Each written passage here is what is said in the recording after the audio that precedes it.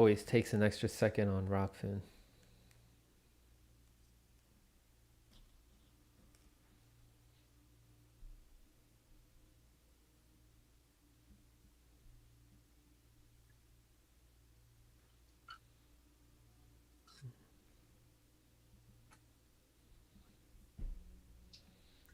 Welcome, everyone. Welcome to Frank Analysis. I'm your host, Franco. It is June 21st, 2021, and we still don't have Medicare for all. In the richest country that's ever existed, we don't have a universal system for our healthcare. It's absolutely insane. We thought we could have finally achieved it with a floor vote when we had 6 squad members that could have withheld their vote from voting for Nancy Pelosi. We have several candidates that ran as though they were going to fight for Medicare for all, but it seems like they're not fighting hard enough because we don't have it. So we don't want to give up that momentum that we were building during Forced to Vote in late December, early January. So I salute the work that people like Ricky Rant, who I had on the show a couple weeks ago to talk about the March for Medicare for All, and people like Savage Joy, who I have here today. Savage Joy, thank you very much for being here. How are you? Absolutely. Thank you for having me. I appreciate it. So, you want to tell us a little bit more about the March for Medicare for All, which will be on July 24th, 2021? I am in Harrisburg, Pennsylvania, and my two co-organizers are Sharif and Ricky Rance. As you said, they're both in New York. And the two of them started this march in January, and I came on a few months ago. And then because of putting it on Twitter so much and everything like that, now we're up to 28 marches across the country and Awesome. more being added. So it just kind of snowballed, and it's beautiful because we're just individual organizers and activists. We're not an organization. Like, this isn't, some group or something. We're just all activists from across the country. Most of us have never even met. And we're just working hours and hours every single day to try to get these to happen. So hopefully, people show up and we can make a hell of a lot of noise. I'll definitely show up. But I have some bad news. I won't be able to go to the DC one, but I am going to be there at the New York event, and I plan on live streaming that. Oh, Um, nice. Awesome. yeah, so Yeah, I'm we really have some excited for great that. speakers there as well. Yeah, I'm super excited for that. Like, I invite as many people to show up to these events. If you can't make it, at least share it. So here is the Twitter page that you all should follow. And here, if you go to the link tree, it gives you information of all the different places where they're having these marches: Albuquerque, Arvada, Colorado, Asheville, Atlanta. There's so many places. It's really, really exciting. I'm so glad that the momentum that we were building from Force to Vote is not dying down. Savage Joy, you had a great speech that you gave during Force to Vote where you talked about why Medicare for All is so important to you. Do you mind sharing that story here for everybody? Like, why is Medicare for All such an important story, an important issue for you?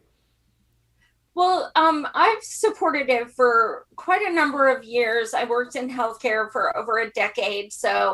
And then when Bernard started running in 2015, I really started, learning more about it and supporting it more. But until a year ago, I never needed it personally.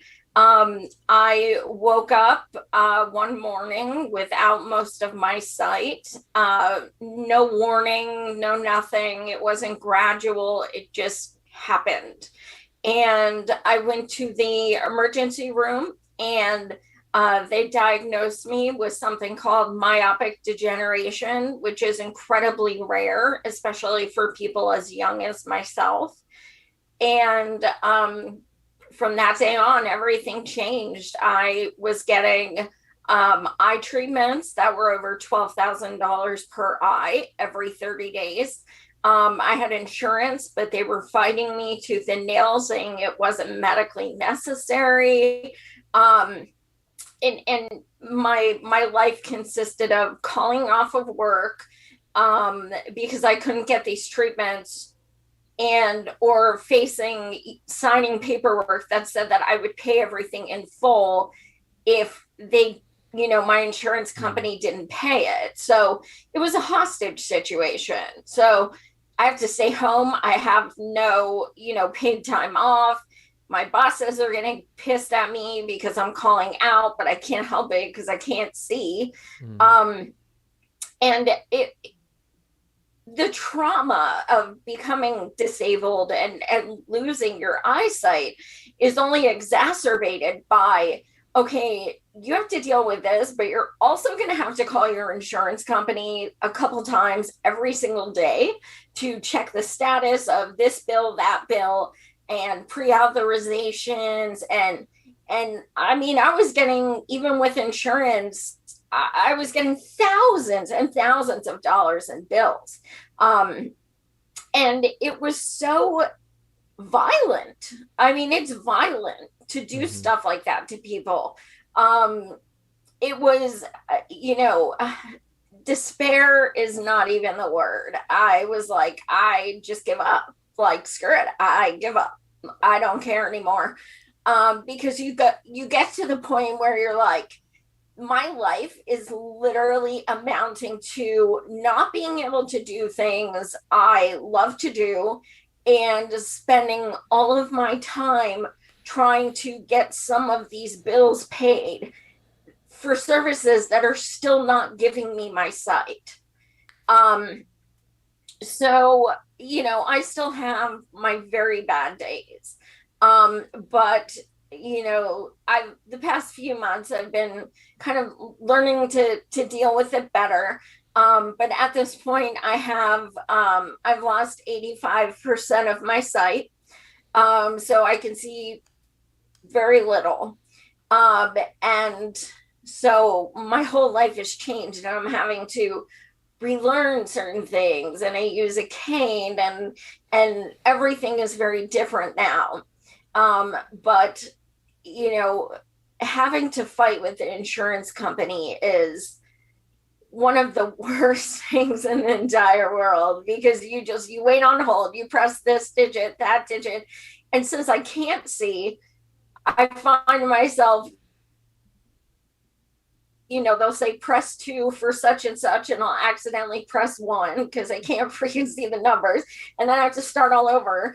And it's beyond frustrating, and it's archaic, and it's violent and disgusting. And even though my diagnosis is rare, it's incredibly common. Um, but thank you for bringing up Force the Vote. Yeah. As the disabled speaker, it really, really infuriates me when privileged people say, well, force the vote, like now is not the time. Who do you think you are that you're telling people like me now is not the time? Are you going to Right. pay my bills? Because I don't think you are. So for people to insert themselves and say now is not the time, or this was a dumb strategy, or whatever, why can't any of you tell me a better strategy? Because I've yet to Exactly. hear one. And when I ask, nobody responds. So unless and until, stop. Furthermore, stop making it about one person when it was about Medicare for all, which you all say you support. So stop, being distracted by the shiny objects and all that bullshit. Like, this is, we had 130,000 views on our town hall, and the next day someone's name was trending, not Medicare for all. Mm. That's a problem. That's a problem with a so-called movement that says we're about the issues. That is highly disappointing, especially when I have people coming at me saying, well, it was dumb, it was stupid. Well, you know what? You're ableist. Don't tell me Right. how to fight. Don't tell me how. I'm going to fight how I want to fight, and you can not fight how you don't want to fight. But the irony is, the majority of us who are organizing these marches are forced to vote. Mm-hmm. Majority of us helped organize force the vote, and we were told, oh, oh, this isn't going to work, that's all you guys are going to do. Really? Come join us, because Mm-hmm. nobody who was against force the vote is joining us.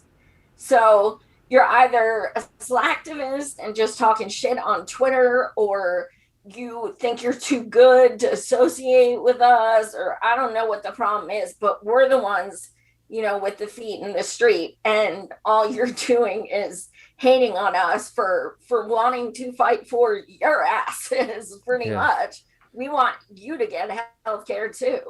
I absolutely admire the fight that you're bringing, like with the disabilities that you're dealing with. Like it's truly admirable, and you're absolutely right also about how disappointing it is to see like when should be about the issue of Medicare for all and how people lack healthcare.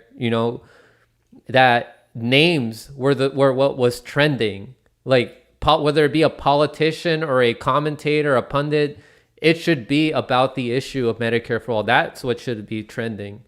There's so many people suffering right now, like you, and like it's in the richest country that the world has ever seen. Like a country is supposed to be taking care of its people, and if it's not taking care of its people, then it's a failed state. So we cannot stop fighting for this. We have to get on the ground. If politicians aren't doing it for us, then we have to pressure them. And that's exactly what we were trying to do. And those people that were saying that it's not good strategy, well, what do you have to lose getting on the street, getting off your ass, off your couch, off your chair, and fighting for this? At least you're going to be, even if we don't get it like within like a couple months, at least you're doing something, right? And then can inspire more people to get on the ground. Absolutely. I think one of the most disgusting things I witnessed was people basically almost celebrating that Pelosi Oh my got God. reelected because they didn't want force the vote to succeed. So it was almost like, ha, Pelosi got reelected, so much for force the Just to vote. own And us, right? That's all they but care about, is like owning us or like winning an argument. That's all that matters to them, instead of what people are going through, people suffering. And I agree with you that it is violent. The state is letting these people die with these curable diseases. absolutely, it's heartbreaking, and anyone who is an empath will do anything it takes. And there's so many misconceptions about force the vote. People think, oh, well, Pelosi wouldn't have gotten reelected and we would have gotten a Republican. Well, first of all, she's pretty Republican anyway, Yeah. but that wasn't what was happening. The entire point was to have a floor vote so we could see who stands with us, who does not stand with us, and to show, look, reps support this, reps support it, people support it. What's the problem? That is a floor vote. That is not afterwards. They were going to vote for Pelosi. Everyone knew that. Hmm. That wasn't, it was literally as simple as I abstain until we have a floor vote on Medicare for all. Period. Now let's vote. Now let's vote for Pelosi. End of story. People act like we wanted so much, like we wanted them to say one sentence. That's it. And we reached out to all of them, Hmm. and nobody responded or anything like that. So the fact that so many so-called leftists are way too scared to hold these politicians accountable is really freaking sad. Like, AOC is not a pop icon. It's okay to hold her accountable. It's okay to say, you ran as an activist. You said you were an Hmm. activist. She sat on my show and told me she'd fight tooth and nail for Medicare for all. It's okay to tell her she said that. It's okay. Like, you are we got your ass elected. Let's get that right. I mean, we got your ass elected. And we elected you because you said you were going to fight for these things. So seeing people just constantly try to rationalize and stand up for the squad and whoever else is so frustrating, because that's not how improvement happens. Hmm. Improvement happens when you hold people accountable and they have to listen to what they should have done better. And then that's what breeds change. And then all the sweat that people poured in to try to get these people elected with the hope of getting policies like this finally passed or at least fought for, it's not reciprocated by these politicians, these quote unquote progressive politicians. Instead, we see them on Twitter virtue signaling, saying, oh, Medicare for all, we got to get it. Like they keep tweeting these things, but they're not actually fighting for it. So what would you say to some of these politicians? Like if you were able to see them like face to face, like if you see AOC or Rashida Tlaib or Ro Khanna or Jamal Bowman, if you saw them, what would you say to them right now? Well, Ro, I've known personally for years. I've had him on my show 4 times. Um, I would, he hurt me when he, he didn't stand up to it, but I wouldn't say I really expected him to be honest. Who bothered me the most was Rashida. Because when I started going blind, I went to Iowa for 5 weeks to volunteer for Bernie.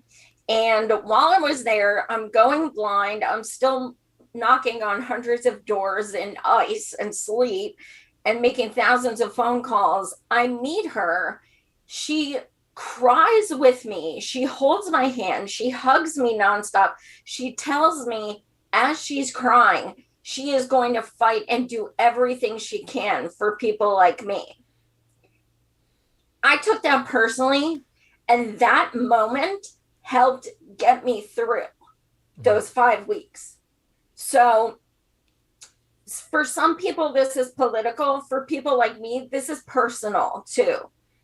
That moment helped me help me grieve the losing of my sight and help me have some faith restored and things like that. And then to see her, and she is an activist. She's been arrested. She votes separately from the squad. A lot of times she is the baddest of the bunch, so to speak. So for her to not do it, that to me, she was the ultimate betrayal.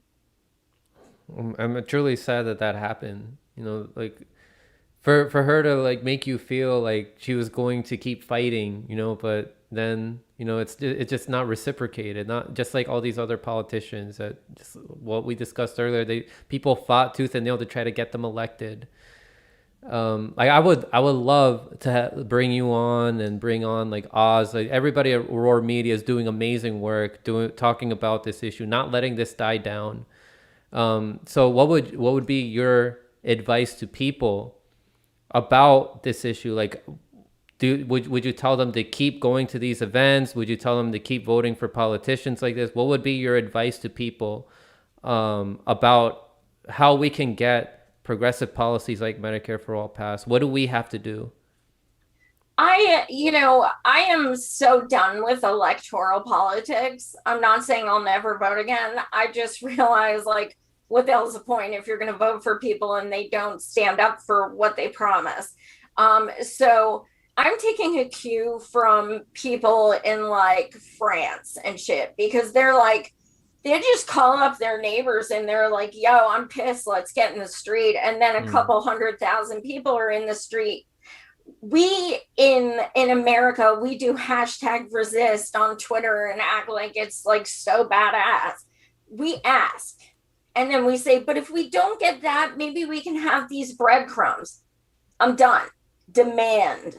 We have the opportunity with this spreading across the country to have a huge, monumentous day with news media at every single location, thousands of people at every single location.